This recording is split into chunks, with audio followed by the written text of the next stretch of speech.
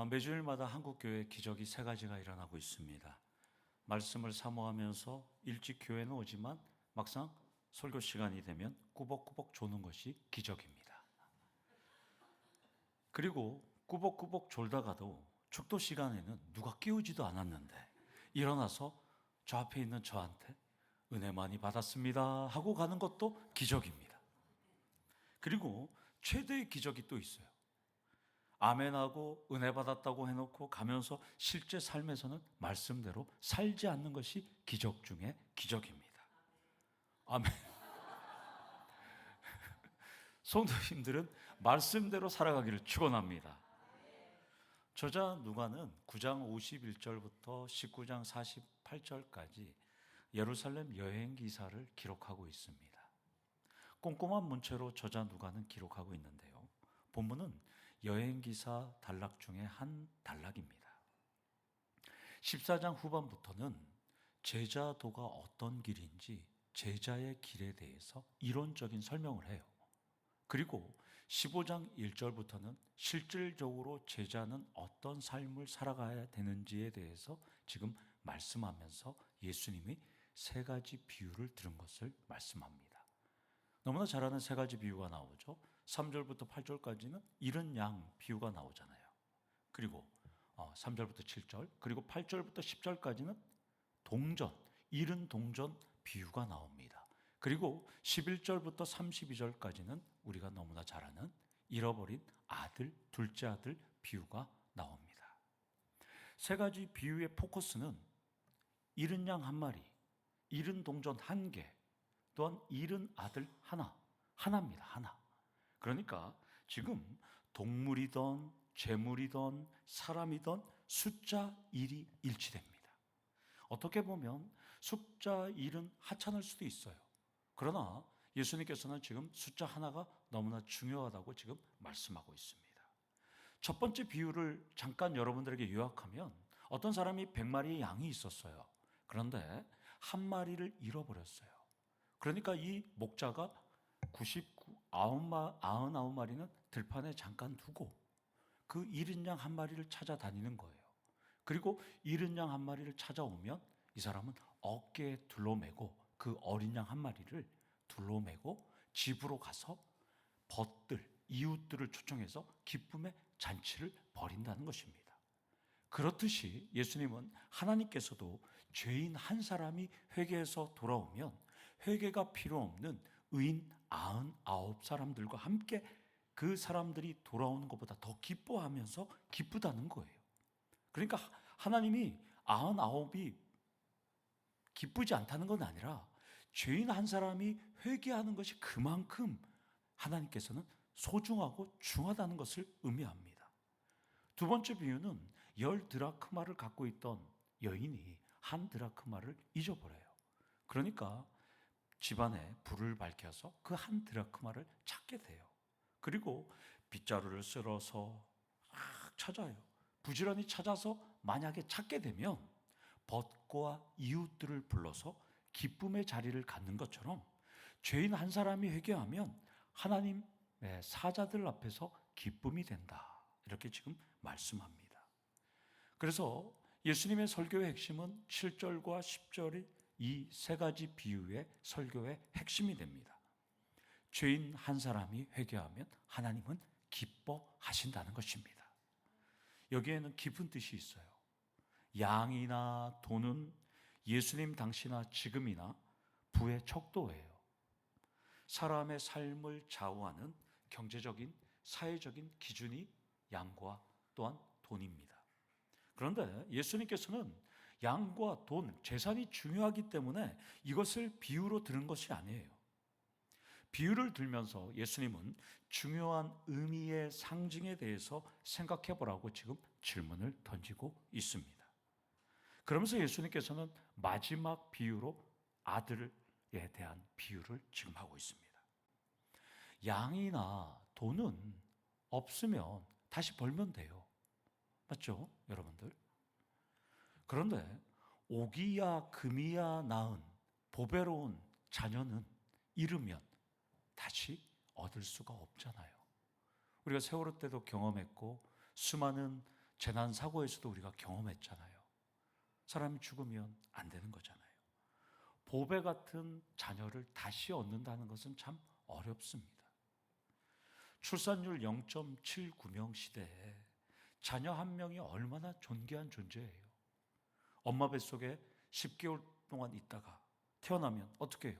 젖병 물리고 응애 울면 기저귀 갈아주고, 또 39도 40도 열이 오르면 어떻게 해요? 응급실로 데리고 가서 해열제 주사 처방하고. 여러분들 그렇게 키웠잖아요. 그리고 어떻게 키워요? 아이고 내 새끼 하면서 여러분들이 금이야 오기야 키웠잖아요. 여기 계신 여성분들한테 물어보면 자식이 귀합니까? 남편이 귀합니까? 그렇죠. 자식이 다 귀해요. 네. 남편보다 더 존귀한 존재들이에요. 우리 유한이가 귀해요? 이충영 집사님 귀해요? 물어보면 대답하면 안 돼요. 네. 큰일 나요. 네. 네. 정말 보석 같은 존재들이에요. 우리 한동대생들도 있지만 집에서 진짜 오기야 금이야 키우는 애들이에요. 사실 여러분들, 예수님께서도 잃어버린 것을 찾는 이야기를 하시는데 이야기의 하이라이트가 돌아온 탕자 이야기가 됩니다. 본문은 세 개의 장면으로 되어 있어요.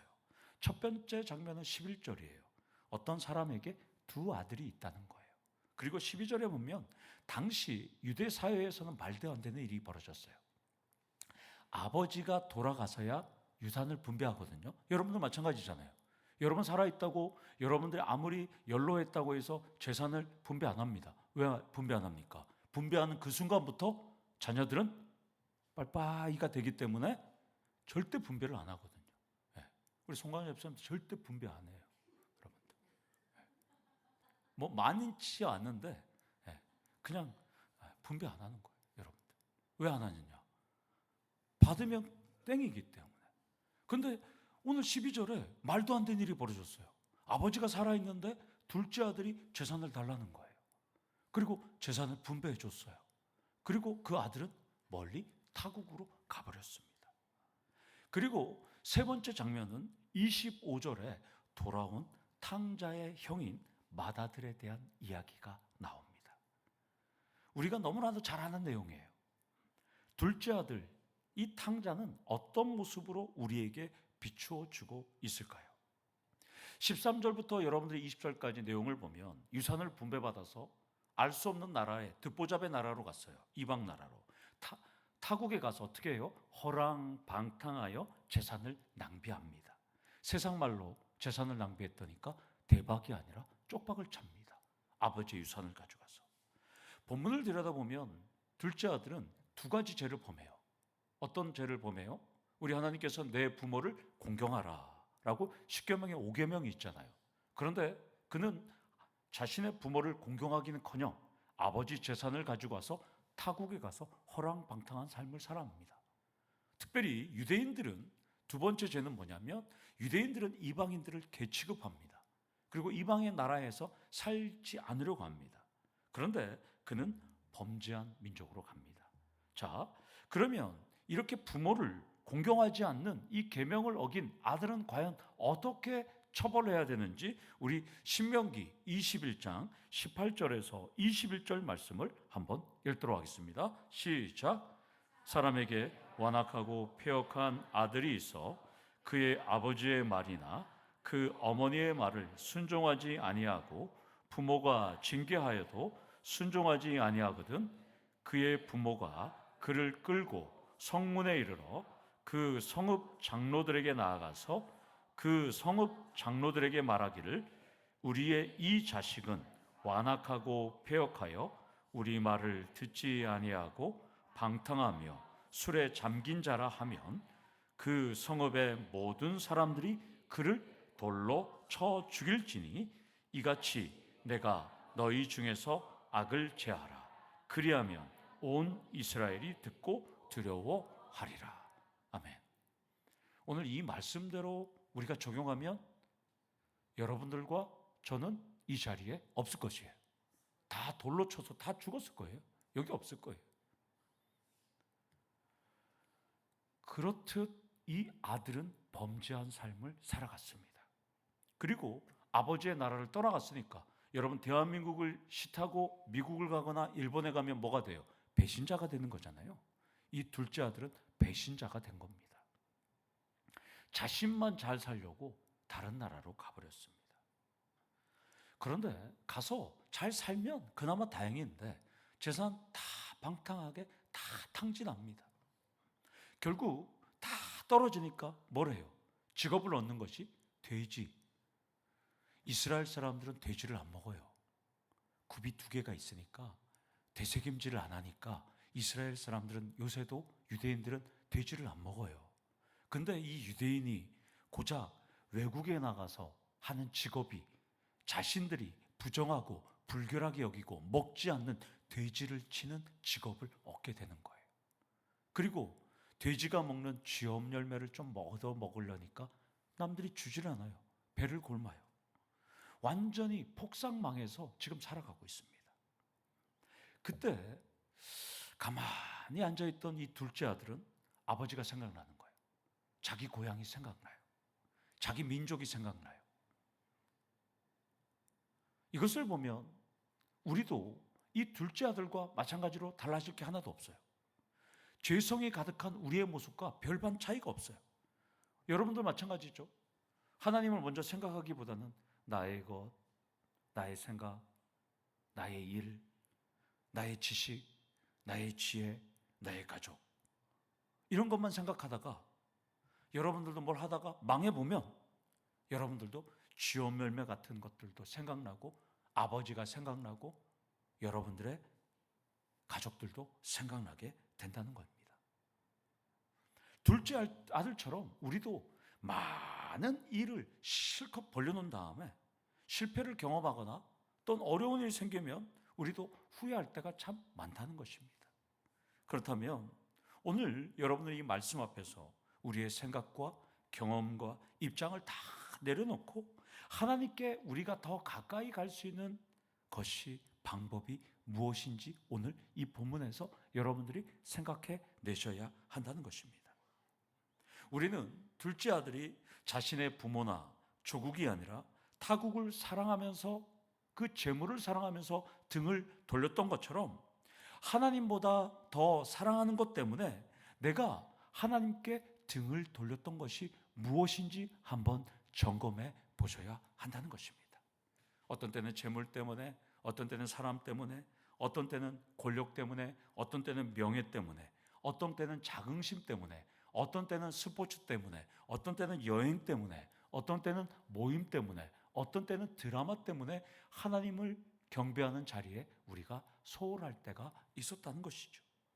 따라서 내가 하나님 앞에 기도하고 말씀을 읽고 예배하고 또한 경배하는데 방해하는 것들이 있다면 그것은 오늘 둘째 아들처럼 하나님께 등을 돌리는 요인들이라는 것입니다.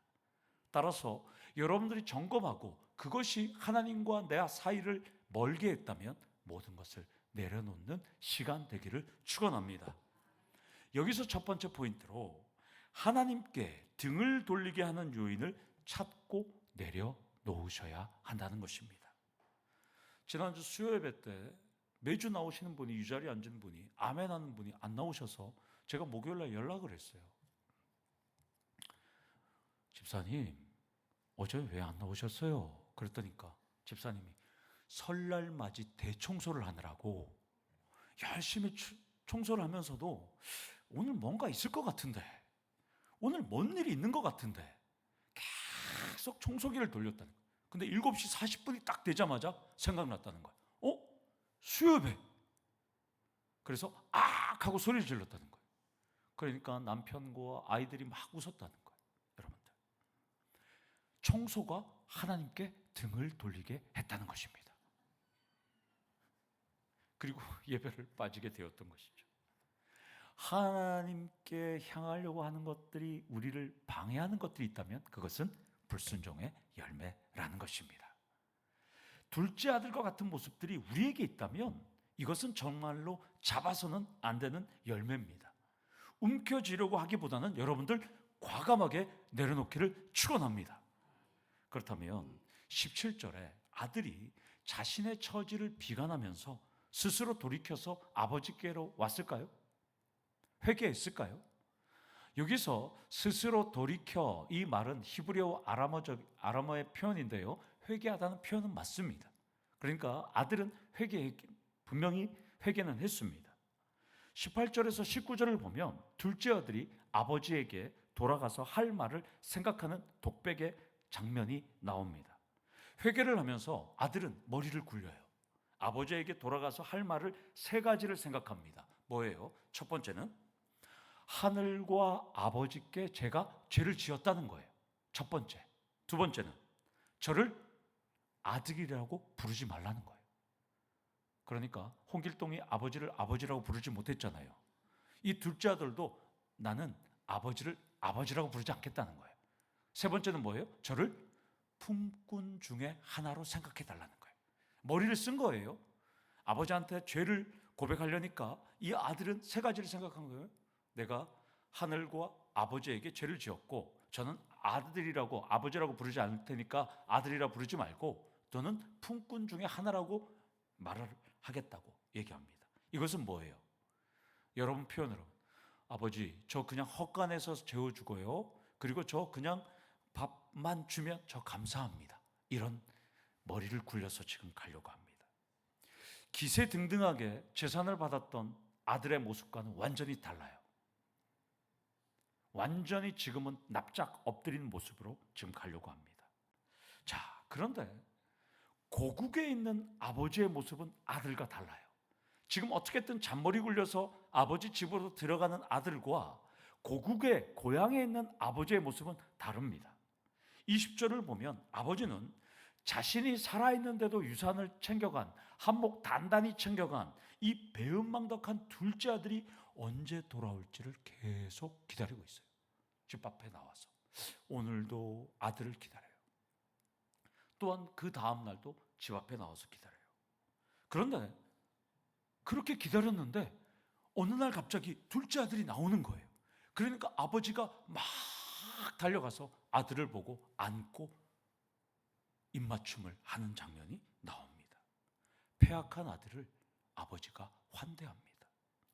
그리고 아들은 세 가지 잔머리를 굴렸는데 몇 가지만 얘기해요? 두 가지만 이야기합니다. 아버지, 제가 하늘과 아버지께 잘못했어요.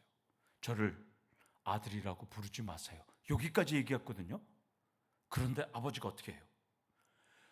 두 가지만 이야기했는데 아버지는 세 가지를 명령합니다. 이게 아버지 마음이에요. 뭐라 그래요? 제일 좋은 옷을 입혀라. 손에 가락지를 끼우게 하라. 발에 신을 신기라. 두 가지만, 잔머리 굴려서 세 가지를 생각했는데 두 가지만 얘기했는데 아버지는 세 가지 명령을 합니다. 입맞춤은 뭐예요? 용서와 화해의 표지입니다. 제일 좋은 옷은 명예입니다. 악마는 프라다를 입잖아요. 여러분들 엄청나게 좋은 것을 입잖아요. 지금 옷은 명예의 표지입니다. 반지는 권위입니다. 샌들은 고급 신발이에요. 종들은 고급 신발을 신을 수가 없어요. 그러니까 이것은, 신발은 고대 자유를 의미합니다. 그래서 우리 롯을 봤잖아요. 봤을 때 룻기를 살펴봤을 때 신 벗김 받은 자의 집, 그러니까 자유를 포기하는 집이 되는 것이죠. 그러니까 여러분들, 고대에서는 신발이 매우 중요합니다. 자, 그러면 본문은 비유예요. 자, 예수님이 말씀하신 비유예요. 그러면 실제 아버지는 누굴까요? 그렇죠, 하나님입니다. 바로 여러분들이 아버지라고 부르는 하나님이 오늘 이 아버지입니다. 그렇다면 오늘 이 말씀을 갖고 조금 더 들어가 보면, 하나님은 세상에서 방황하는 수많은 영혼들도 하나님께서는 들어오기를 천국 대문 앞에서 기다리고 있다는 것입니다. 기다리다 못해서 행여나 먼 발치에서 자신을 떠난 자녀들이 돌아올까, 오늘도 하나님은 노심초사 전전긍긍 기다리고 있다고 예수님은 2000년 전에 말씀하고 있습니다. 자, 그렇게 해서 둘째가 돌아왔어요. 자, 이제 여러분들과 나눌 중요한 메시지예요. 28절에 맏아들의 모습을 살펴봐야 돼요. 재산을 반으로 갖고 튄 동생이 돌아온 것도 씁쓸한데 당시 최고의 잔치 자리에서만 잡는 송아지를 잡았다는 거예요. 여러분 한번 생각해 보세요. 여러분들의 가족 중에서 재산을 갖고 다 튀었다가 돌아왔는데 여러분들의 부모와 형제와 자매와 가족들이 소를 잡았다. 이게 말이 되는 거예요. 지금 말이 안 되는 일이 벌어진 거예요. 그러니까 맏아들이 어떻게 해요? 격분합니다. 자신은 여러 해 동안 아버지 명을 어김도 없었고 열심히 섬겼어요. 송아지는커녕 염소 새끼도 자신의 친구들을 위해서 즐기게 하신 적이 없어요. 아버지의 재산을 불리기 위해서 열심히 일한 것밖에 없어요. 아버지를 위해서 최선을 다했어요. 헌신했어요. 순종했어요. 그런데 아버지의 재산을 가지고 가서 외국에 날려가서 삼켜버렸는데 그 동생이 돌아오자 혼쭐을 내기는커녕 집 앞에 문 앞에 무릎 꿇게 하기는커녕 도대체 송아지까지 잡아서 지금 잔치를 벌린다고? 지금 큰아들은 격분할 수밖에 없습니다. 아버지의 지금 이 행동에 그는 따지기 시작해요. 30절을 보면 자신을 과장하다 못해서 이렇게 말합니다. 성경 어디에도 언급하지 않은 동생은 외국에서 창녀들과 살았다는 거예요. 지금 이 첫째 아들이 엄청나게 지금 격분했어요. 자신이 아버지에게 헌신한 것은 아버지의 재산이 자신의 재산이 되고 또한 모든 것이 자기 것인데 동생이 돌아오니까 이 큰아들이 째째하게 쫌팽이처럼 계산기를 돌려보는 거예요. 아, 동생이 왔으면 또 여기서 또 나눠줘야 되는데 지금 큰아들은 지금 너무나 머리가 아픈 거예요. 자신은 과대평가해요. 아버지, 저는 아버지를 위해서 지금까지 이렇게 열심히 일했는데요. 이렇게 순종했는데요. 염소 한 마리도 잡아주지 않았는데요. 왜? 얘는 아버지 재산 반을 갖고 갔는데 얘는 왜 송아지까지 잡아줘요? 아버지 이건 말이 안 되잖아요. 지금 따지고 있습니다. 자신의 지금까지 했던 모든 것을 지금 말하면서 똘똘 뭉쳐서 아들의 모습을 지금 예수님은 말씀하고 있습니다. 그렇다면 이 본문을 갖고 오늘 우리 교회를 살펴보겠습니다. 둘째 아들은 누굴까요? 세속주의, 세상에서 예수 믿지 않고 또 하나님을 믿었다가 세상으로 갔다가 다시 돌아오신 수많은 새가족들이 되는 것입니다. 맏아들은 누구예요?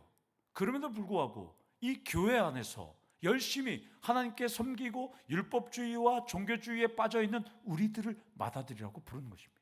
이해가 되십니까? 우리는 지금 맏아들이에요. 오늘 새가족 교육 4분 교육받고 이 자리에 오신 분들은 세상에서 살다가 둘째 아들이에요. 그런데 그분들이 오면 담임 목사와 성도들이 또한 중직들이 관심을 보이면 여러분 어떻게 될 거예요? 여러분, 목사님, 제가 우리 교회를 30년 넘게 봉사하고 헌신하고 순종하고 하나님 앞에 기도드리고 중직으로 살아가고 내가 이렇게 열심히 했는데 왜 새가족들에게 관심을 보입니까? 왜 새가족들만 신경 씁니까? 그게 바로 맏아들이에요. 맏아들. 그런 삶을 살아가는 거예요. 수많은 둘째 아들이 들어오면 그들을 위해서 축복을 해줘야 되는데 그렇게 살아가는 교회들이 너무나 많은 거예요. 여러분들, 지금 예수님은 우리에게 말씀합니다. 2000년 전에 이 대한민국 교회에 우리들을 얘기하는 거예요. 우리는 지금까지 그렇게 살아간 적이 없을까요? 우리 교회에서 수많은 새가족들이 오면 너 한번 적응하는 거 잘 봐라. 네 정착하는 거 잘 봐라. 담임 목사나 사모나 또한 중직들이나 교회 성도들이 어서 오세요. 이쪽에 앉으세요. 막 챙겨주면 아니 내가 우리 교회 창립 멤버인데 내가 우리 교회 30년 동안 헌금은 얼마나 했는데 내가 우리 교회 기도의 자리는 얼마나 지켰는데 내가 얼마나 잘했는데 왜 나는 사랑하지 않고 왜 새가족을 사랑해줘? 그게 바로 맏아들입니다. 맏아들. 여러분들, 예수님은 2000년 전에 우리들을 말씀을 하고 있습니다. 맏아들처럼 나의 생각, 철학, 주관, 경험을 내세우면서 아버지의 마음을 이해하지 못하고 둘째 아들과 같은 사람들을 우리는 배척하면 안 된다는 것입니다. 왜 저 사람들만 잘해주냐고, 왜 새가족들에게만 관심을 두냐고, 왜 그 사람들에게만 신경 쓰냐고 하면 우리는 맏아들이 되는 것입니다. 아버지의 뜻을 따라서 예수의 피로 세운 이 아름다운 교회를 세워나가려면 두 번째, 용서와 자비와 긍휼과 사랑의 마음이 우리에게 필요하다는 것입니다. 성도 여러분, 아버지 하나님은 지금도 세상에서 방황하는 사람들, 마귀의 종로들 하는 사람들, 그 사람들이 죄에서 돌이켜서 구원의 자리로 오기만을 천국 대문 바깥에서 기다리고 있습니다. 그래서 오늘 찬송가 527장을 우리는 불렀던 것입니다. 여러분들은 맏아들처럼 세상에서 잘 나가고 세상에서 잘 살고 세상에서 떵떵거리는 사람들이 지 멋대로 살다가 나중에 교회 오기를 겁나십니까? 그런 사람들이 예수 믿기를 주저하십니까? 그들은 지옥 가기를 원하십니까? 제가 그 전에 그런 말씀을 한 적이 있죠. 강남 사랑의 교회에서 예배를 드리는데 강남 룸사롱에서 30년 넘게 룸사롱을 경영하던 마담이 예수 믿겠다고 모피코트에 프라다 가방에 벤츠를 타고 교회를 왔어요. 그러니까 성도들이, 권사님들, 집사님들이 뭐라는 줄 아세요? 저 X는 장차관들하고 놀고 대기업 회장들하고 놀고 30년 동안 골프 치고 행복하게 지내다가 이제 예수 믿는 거 말이 안 된다고, 교회 나오면 안 된다고 손가락질했어요. 이게 말이 안 되는 거잖아요, 성도님들. 그러면 안 되는 거예요.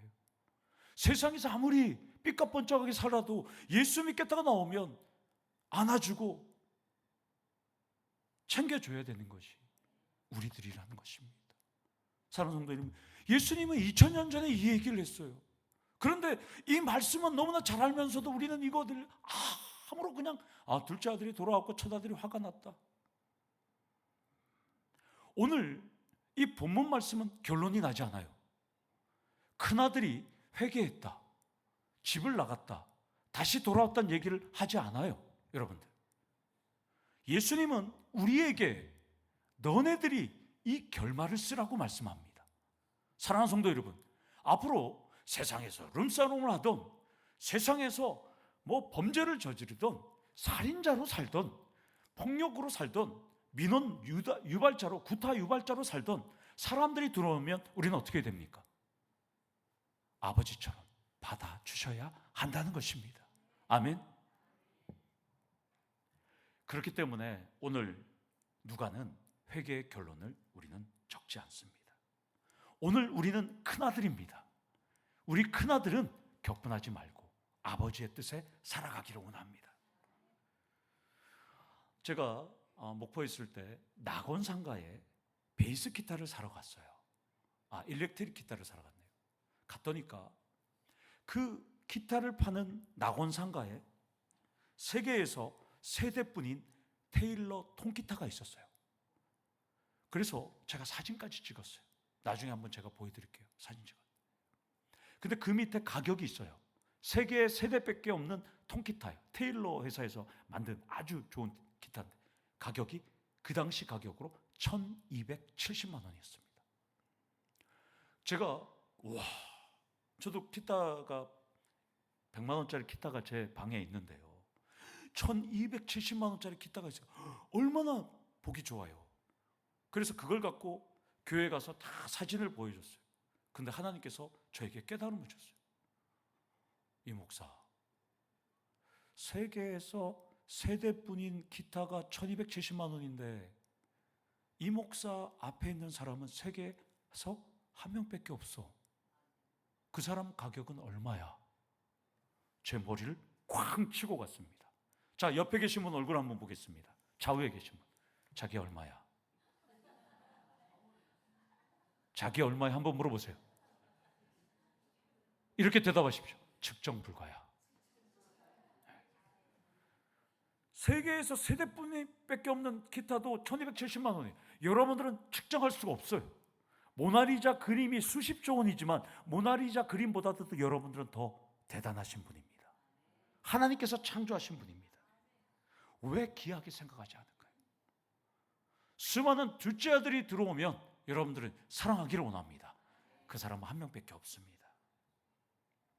둘째와 같이 방황하는 영혼들이 있다면 여러분들 손을 잡고 우리 함께 예수 믿자.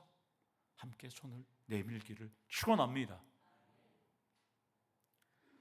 소중한 옆에 계신 분들과 오늘 찬양할 때도 함께 기도하시고 함께 축복하시고, 우리 교회는 수많은 둘째 아들이 와도 격분하지 않고, 나를 조금 외면하고 나는 조금 소홀히 된다고 해도 큰아들처럼 격분하지 않고 둘째를 위해서 더 사랑하시는 우리 성도님들 되기를 간절히 축원합니다. 아멘. 우리 다 같이 기도하시겠습니다. 하나님 아버지, 감사합니다. 부족한 우리들 2000년 전에 예수님께서 말씀하신 것 너무나도 잘 알고, 이 말씀이면 어디 가서도 설교하고 가르칠 수 있음에도 불구하고 이 말씀을 말하는 예수님의 말씀을 제대로 깨닫지 못했던 우리들의 신앙을 하나님 용서하여 주시옵소서. 우리는 큰아들처럼 지금까지 살았습니다. 왜 나를 알아주지 않았냐고, 왜 나를 더 챙겨주지 않았냐고, 새로운 새 가족들이 오면 잘하던 말던 관심 없이 살아갈 때가 많았습니다. 하나님, 세상에서 버림받고 흔들리고 상처받았던 그들이 돌아왔을 때 아버지 하나님 긍휼과 사랑을 베풀 수 있는 우리 더 좋은 교회 성도님들 될 수 있도록 하나님 은혜 내려 주시옵소서. 예수님의 이름으로 기도드리옵나이다. 아멘. 우리 다 같이 일어나셔서